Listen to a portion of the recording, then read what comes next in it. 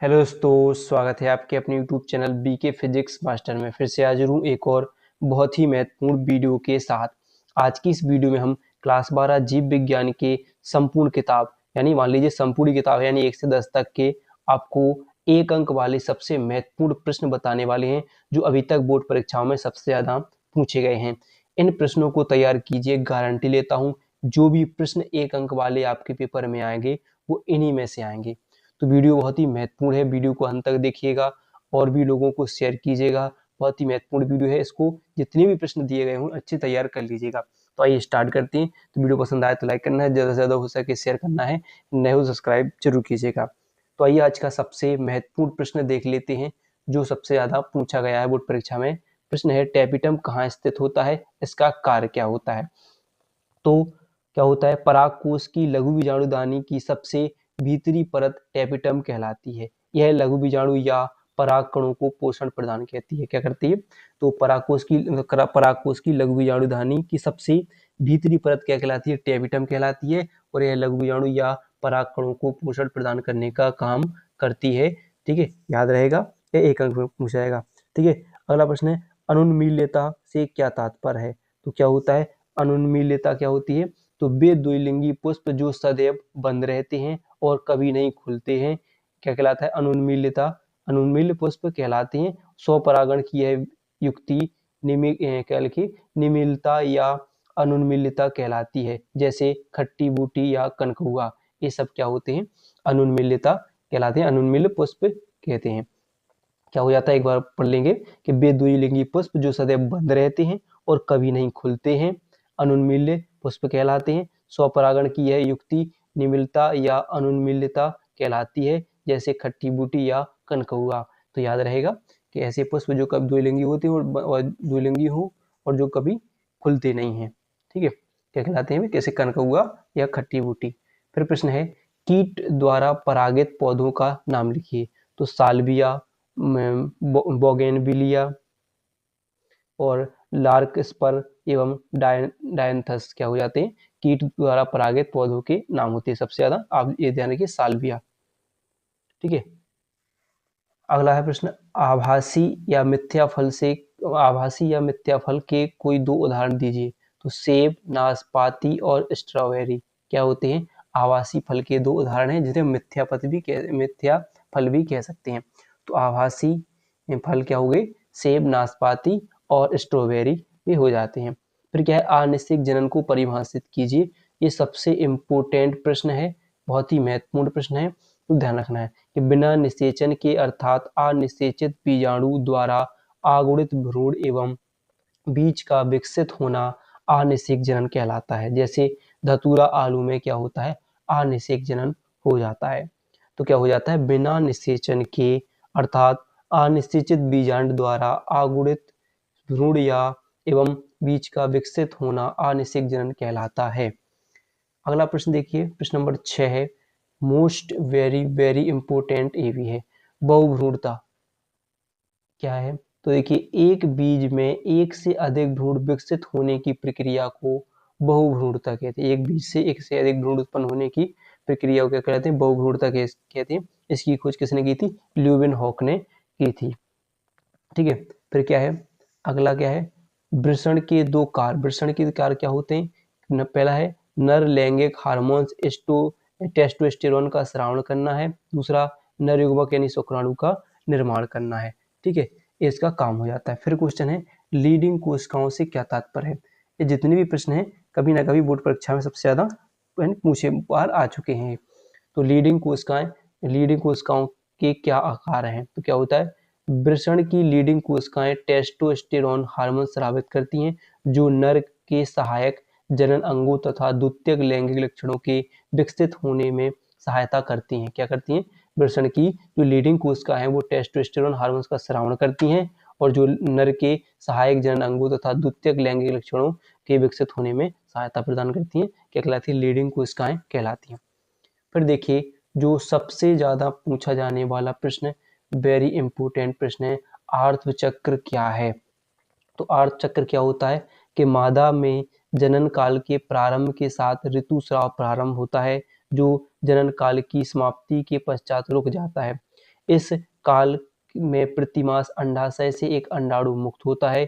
निषेचन हेतु तैयार होने एवं निषेचित न होने की स्थिति में गर्भाशय, भित्ति एवं अंडाशय में चक्रीय परिवर्तन होते हैं। इस चक्र को ही मासिक आर्तव चक्र कहते हैं। ठीक है, तो क्या होता है कि जब मादा में जनन काल प्रारंभ होता है, यानी अंडाणु का निर्माण होता है, ठीक निकलता है, तो जनन काल की समाप्ति के पश्चात रुक जाता है, कुछ समय रुक जाता है। अगर उस अंडाणु से निषेचन नहीं होता है तो अंडाणु क्या हो जाता है, वो दोबारा नष्ट हो जाता है, जिससे मादा में रुधिर का स्रावण होता है। यानी ये सब होता है 1 से 14वें दिन तक होता है। ठीक है, 14वें दिन के तक ठहरता है और 14वें दिन के बाद फिर से दोबारा एक नया क्रम चालू हो जाता है और फिर से मादा में रुधिर स्राव होता है, जिसे हम आर्तव चक्र या मासिक चक्र भी कहते हैं। ठीक है, तो याद रहेगा कि मादा में जनन काल के प्रारंभ के साथ ऋतुस्राव प्रारंभ होता है, जो जनन काल की समाप्ति के पश्चात रुक जाता है। इस काल में प्रतिमास अंडाशय से एक अंडाणु का मुक्त होता है। वो निषेचन हेतु तैयार होने एवं निषेचन न होने की स्थिति में गर्भाशय, भित्ति एवं अंडाशय में चक्रीय परिवर्तन होते हैं। इस चक्र को ही मासिक चक्र या आर्तव चक्र कहते हैं। ठीक है, ये प्रश्न जाते हैं। अब देखिए हम प्रश्न नंबर 10 है, भी बहुत महत्वपूर्ण प्रश्न है। क्या है, नर जनन कोशिकाएं किस प्रकार के विभाजन के पश्चात शुक्राणु का निर्माण करती हैं।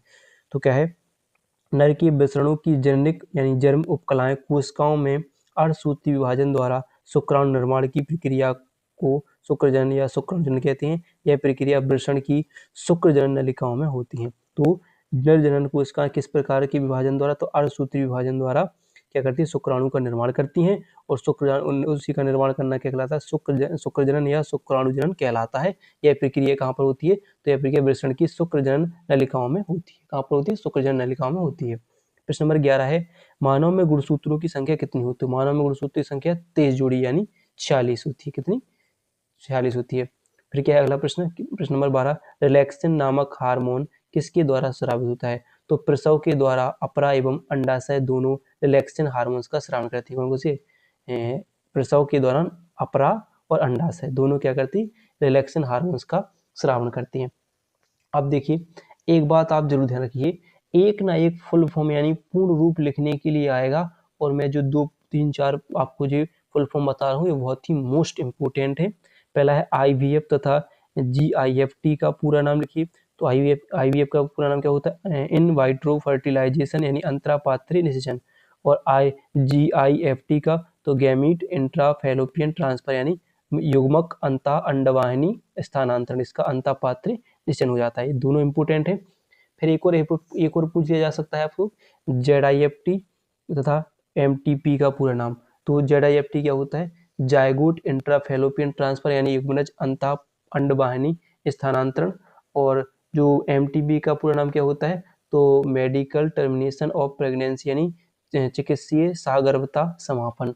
ये चारों इंपोर्टेंट है, मोस्ट इंपोर्टेंट है, इनको तैयार जरूर कीजिएगा। फिर क्या है, स्वपात्र निषेचन को संक्षेप में समझाइए। तो स्वपात्र निषेचन क्या होता है कि मादा के शरीर के बाहर मानक परिस्थितियों में प्रयोगशाला में शुक्राणु द्वारा अंडाणु के कृत्रिम निषेचन की तकनीक को स्वपात्र निषेचन यानी IVF कहा जाता है। ये प्रश्न है, इसको परखनली शिशु या अंतापात्र निषेचन भी कहा जाता है, तो ध्यान रखना है। परिवार नियोजन की स्थायी विधि कौन सी है, तो पुरुष नसबंदी और महिला नसबंदी क्या है, परिवार नियोजन की 2 स्थायी विधियां हैं, जैसे हम वेसेक्टोमी और ट्यूबेक्टोमी भी कहते हैं। क्या होता है कि पुरुष नसबंदी को क्या कहेंगे हम, वेसेक्टोमी, और महिला नसबंदी को ट्यूबेक्टोमी कहेंगे। ठीक है, तो स्थायी इसमें क्या होता है कि जो अंडवाहिनी जो क्या होता है, ट्यूबेक्टोमी में क्या होता है कि महिला की अंडवाहिनी को काटकर बांध दिया जाता है। ठीक है, जिससे अंडाणु और शुक्राणु का निषेचन ना हो सके। और ऐसे ही वेसेक्टोमी में इनकी शुक्रवाहिनियों को काटकर बांध दिया जाता है। जनन में अक्षमता क्या होती है, तो लंबे समय तक असुरक्षित संभोग करने के बाद भी दंपति द्वारा संतान उत्पत्ति नहीं कर पाना अबंधता या बांझपन या जनन अक्षमता कहलाती है। ठीक है, याद रहेगा कि लंबे समय तक असुरक्षित संभोग करने के बाद भी दंपति द्वारा संतानोत्पत्ति नहीं कर पाना अबंधता या बांझपन या जनन अक्षम्य कहलाता है। ठीक है, फिर प्रश्न है आनुवांशिकी। ये प्रश्न भी पूछा जा सकता है, आनुवांशिकी क्या होता है। तो देखिए क्या होता है, जीव विज्ञान की वह शाखा जिसमें लक्षणों की वंशागति एवं जीवों में विभिन्नताओं का अध्ययन किया जाता है वो क्या कहलाता है? आनुवंशिकी कहलाता है। क्या कहलाता है? जीव विज्ञान की वह शाखा जिसमें लक्षणों की वंशागति एवं जीवों में विभिन्नताओं का अध्ययन किया जाता है आनुवंशिकी कहलाता है। एलील या युग्म विकल्पी क्या होती हैं? इंपोर्टेंट है एलील या युग्म विकल्पी।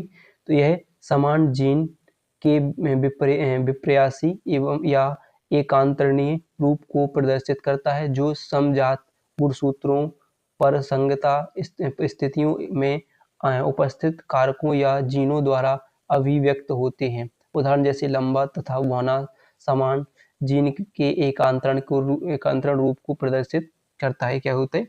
एलील हो जाते हैं। एलील या युग्म विकल्पी कहलाते हैं। ठीक है, ऐसे ही अगला प्रश्न पूछा जाएगा। प्रश्न नंबर जो 19 हो गए, 20वां प्रश्न है। 20वां प्रश्न क्या है कि मेंडल ने मटर के पौधे में कितने जोड़ी, ठीक है सॉरी क्या होगा, मेंडल ने मटर के पौधे में कितने जोड़ी विपरीत लक्षणों का अध्ययन किया? तो आंसर होगा मेंडल ने अपने प्रयोग के लिए मटर के पौधों में 7 जोड़ी तुलनात्मक लक्षणों का चयन किया, जैसे बीज का रंग, बीज का आकार, बीज का पुष्प, पुष्प की स्थिति, फली का आकार, तने की लंबाई, फली का जो आपका फली का रंग, ये सब क्या हुए 7 जोड़ी लक्षणों का इन्होंने अध्ययन किया।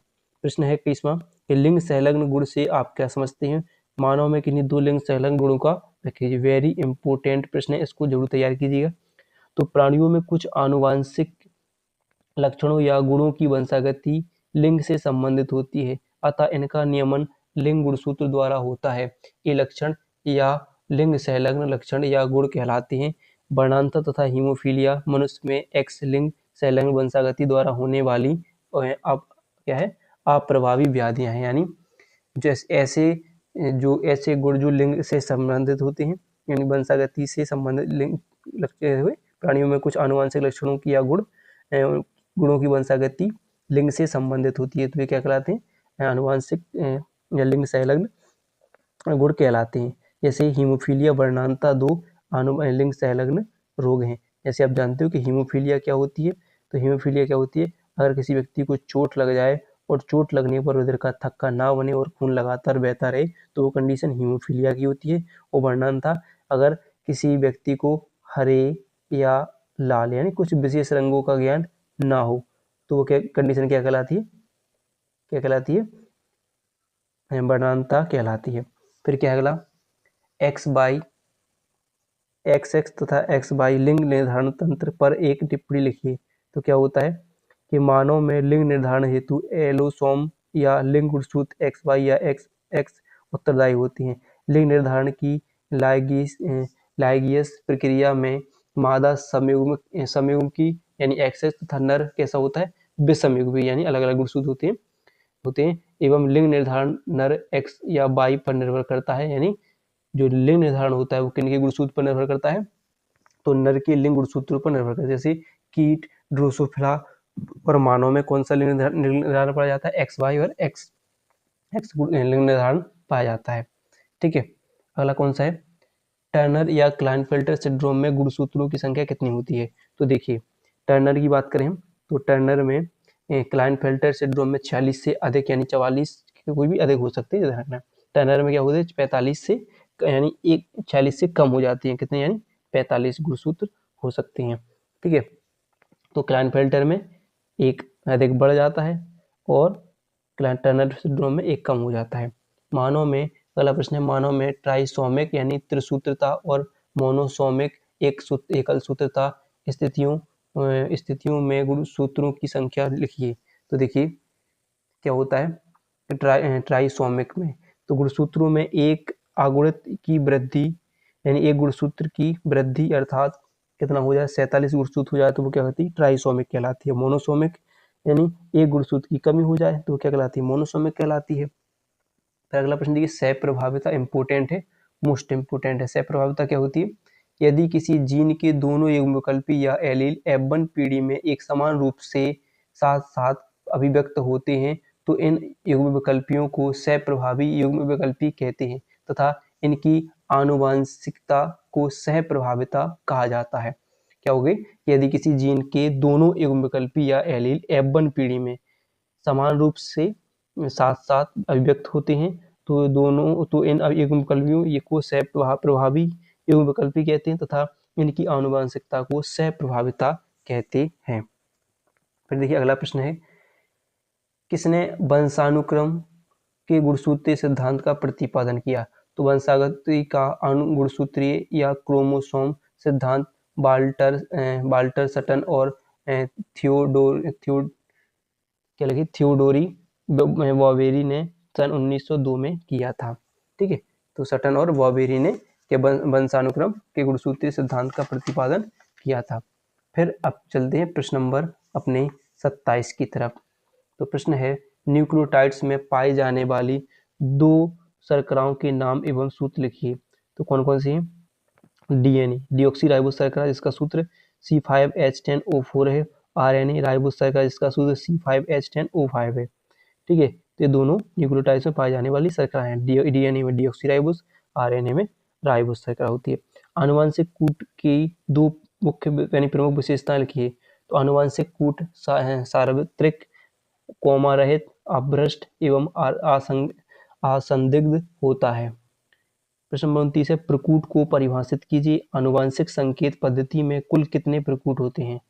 तो एमआरएनए पर उपस्थित 3 न्यूक्लियोटाइड्स का वह समूह जो किसी अमीनो अम्ल के लिए संदेश निहित रखता है प्रकूट या कोडोन कहलाता है। क्या होता है? एमआरएनए पर उपस्थित 3 न्यूक्लियोटाइड्स का वह समूह जो किसी अमीनो अम्ल के लिए संदेश निहित रखता है क्या कहलाता है? प्रकूट या कोडोन कहलाता है। आनुवंशिक संकेत पद्धति में अभी तक कितने? 64 प्रकूट हैं। कितने? 64 प्रकूट हैं। फिर अगला देखिए प्रश्न, वेरी इंपोर्टेंट प्रश्न है, चारगाफ का नियम। चारगाफ के नियम की व्याख्या कीजिए। तो क्या होता है? इस नियम के अनुसार डीएनए में एडेनिन की संख्या थाइमिन के बराबर, ये दोनों मान रखना है, याद रखना है। एडेनिन की संख्या थाइमिन के बराबर यानी ए से एडेनिन और टी से थाइमिन होती है तथा ग्वानिन की संख्या साइटोसिन के बराबर यानी जी से बराबर होती है। अर्थात प्यूरिन एवं पिरिमिडिन क्षारों की मात्राएं बराबर होती है। पिरिमिडिन और प्यूरिन एवं पिरिमिडिन क्षारों की मात्राएं बराबर होती हैं। ठीक है, अगला 31, न्यूक्लियोसाइड्स क्या है? तो न्यूक्लियोसाइड्स न्यूक्लिक अम्ल के एकलक न्यूक्लियोटाइड्स के संघटक होते हैं जो एक नाइट्रोजनी क्षारक एवं एक पेंटोस शर्करा में ग्लाइकोसिडिक बंध बनने से निर्मित होते हैं। क्या कहलाते हैं? न्यूक्लियोटाइड्स। ये भी प्रश्न पूछा गया है। अगला प्रश्न है, युग्मतम की उत्तरजीविता की परिकल्पना किसने प्रस्तुत की? मोस्ट इंपोर्टेंट प्रश्न है। तो हर्बर्ट स्पेंसर ने इसकी खोज की थी। किसने? युग्मतम की उत्तरजीविता की परिकल्पना किसने प्रस्तुत की? तो हर्बर्ट स्पेंसर ने इसको प्रस्तुत किया था। फिर प्रश्न है 33, अपशेषी अंग की परिभाषा दीजिए तथा इसका एक उदाहरण दीजिए। तो अपशेषी अंग क्या होते हैं कि जिनका हम उपयोग नहीं करते हैं? अब जीवधारियों के पूर्वकालिक क्रियाशील अंग जो जीवधारियों द्वारा उपयोग न किए जाने के कारण अपशेषी हो गए हैं एवं भविष्य में समाप्त हो जाएंगे, अपशेषी अंग कहलाते हैं। जैसे मानव में निमेषक पटल यानी जो ऊपर वाली जो पलकें होती हैं वो वाली हैं, और अकलडाड़ जो शरीर के बाल आदि, ये सब क्या होंगे? अपशेषी अंग है जिनका हम उपयोग नहीं कर रहे हैं और एक समय में वो खत्म हो जाएंगे। ठीक है, फिर अगला कहें औद्योगिक प्रदूषण के सूचक का नाम लिखिए। ये सब प्रश्न अभी तक पूछे गए हैं बोर्ड परीक्षा में। देखो ये प्रश्न पूछा गया था पिछली साल, इसलिए मैंने इसको लिखा है, क्योंकि पता है कि ज़्यादातर हो सकता है कि पेपर में क्वेश्चन रिपीट होते हैं। तो लिखो, लाइकेन औद्योगिक प्रदूषण के सूचक होते हैं। लाइकेन औद्योगिक प्रदूषण के सूचक होते हैं। एक ये भी प्रश्न 2025 में पूछ लिया गया है, तो रिपीट हो सकता है। मेटास्टेसिस से आप क्या समझते हैं? तो जब कैंसर कोशिकाएं प्रभावित ऊतक से दूसरे ऊतक या अंगों में स्थानांतरित होती हैं तो वहां द्वितीयक ट्यूमर बनाती हैं। इस प्रक्रिया को मेटास्टेसिस कहते हैं। इस प्रक्रिया में कैंसर कोशिकाएं रुधिर के माध्यम से नए स्थानों पर जाकर नए ट्यूमर का निर्माण करती हैं। क्या होता है मेटास्टेसिस के जब कोई अंग जैसे कैंसर से प्रभावित है तो जो उसकी कोशिकाएं हैं, कैंसर कोशिकाएं क्या होंगी? जो है जब कैंसर कोशिकाएं प्रभावित ऊतक से यानी जो भी अंग है उससे दूसरे अंग की ओर जाती हैं, स्थानांतरित होती हैं, तो वहां पर जाकर क्या बनाती है? दूसरा कैंसर यानी ट्यूमर बना लेती हैं। इस प्रक्रिया को मेटास्टेसिस कहते हैं। इस प्रक्रिया में कैंसर कोशिकाएं रुधिर के माध्यम से नए स्थानों पर जाकर नए ट्यूमर का निर्माण करती है, रुधिर इसमें घुलती हुई चली जाती है। फिर क्या है, अमीबता पर टिप्पणी लिखिए। ये भी प्रश्न पूछा गया है। अमीबता क्या होता है? एंट अमीबा हिस्टोलिटिका, क्या है? हिस्टोलिटिका मानव शरीर की आंत में पाया जाने वाला अंतः परजीवी प्रोटोजोआंस है जो अमीबीय पेचिस, अमीबात या अमातिसार रोग उत्पन्न करता है। घरेलू मक्खी इसकी वाहक होती हैं। रोकथाम की बात करें तो भोजन को अच्छी तरीके से पकाकर खाना चाहिए तथा फल सब्जियां आदि को ठीक प्रकार से धोकर इसको खाना चाहिए। ठीक है, यहाँ तक सफाई रखनी चाहिए, बस ऐसा काम है। अगला देखिए, अगला प्रश्न देख लेते हैं। वीडियो पसंद आ रही हो तो लाइक जरूर कीजिएगा। फिर क्या है, इंटरफेरोन। इंटरफेरोन क्या होता है? तो देखिए, इंटरफेरोन विषाणु प्रोटीन अणु होते हैं। जब कोशिकाएं विषाणु से संक्रमित होती हैं तो इस प्रकार के प्रोटीन्स को मुक्त करती हैं जो विषाणु के संक्रमण को रोकती हैं। ये प्रोटीन्स स्वस्थ संक्रमित कोशिकाओं को विषाणु के संक्रमण से बचाती हैं। वे क्या कहलाती हैं? इंटरफेरोन्स कहलाती हैं। व्यसन, व्यसन क्या होता है? तो व्यसन इम्पोर्टेंट है। व्यसन वह स्थिति है जिसमें शरीर को सामान्य कार्यों के लिए मादक पदार्थ का सहारा लेना आवश्यक हो जाता है तथा वह इनके प्रति मनोवैज्ञानिक मादक रूप से निर्भर हो जाता है, यानी लत लगना। व्यसन का मतलब लतना। जब आपको किसी जो कह सकते हैं कि अल्कोहल या कोई भी नशीली पदार्थों का सेवन करने की लत लग जाए, वो सब क्या कहलाता है? व्यसन कहलाता है। जैसे कि अगला प्रश्न है, मनुष्य में विषाणु जनित 4 रोगों के नाम। तो चेचक, हर्पीज, पोलियो, हेपेटाइटिस, डेंगू, ज्वर, खसरा, रेबीज आदि विषाणु द्वारा उत्पन्न रोग हैं।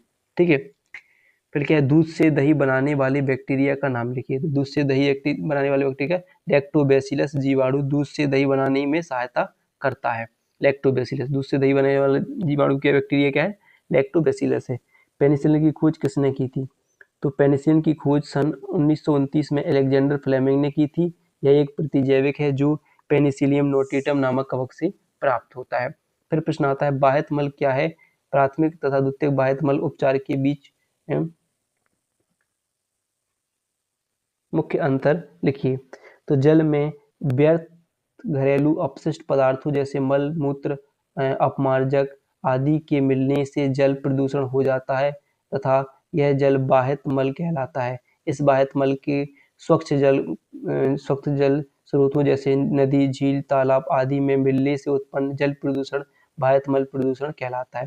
प्राथमिक बाह्य मल उपचार मल समय लेने वाल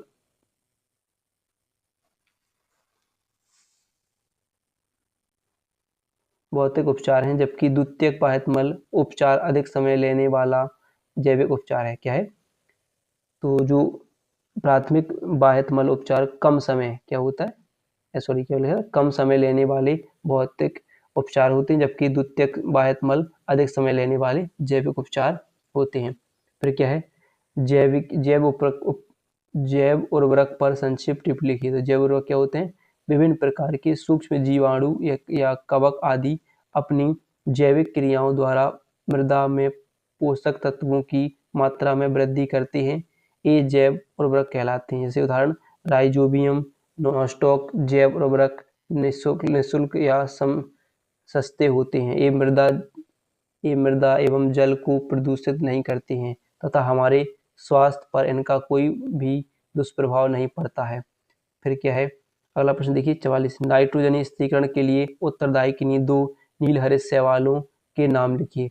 तो नॉस्टॉक एवं एनाबीना नीलहरित शैवाल हैं जो नाइट्रोजन स्थिरीकरण करते हैं। अगला प्रश्न है, आरडीएनए में आर क्या है? तो आरडीएनए में आर से अभिप्राय रिकॉम्बिनेंट यानी पुनर्युगज डीएनए से है।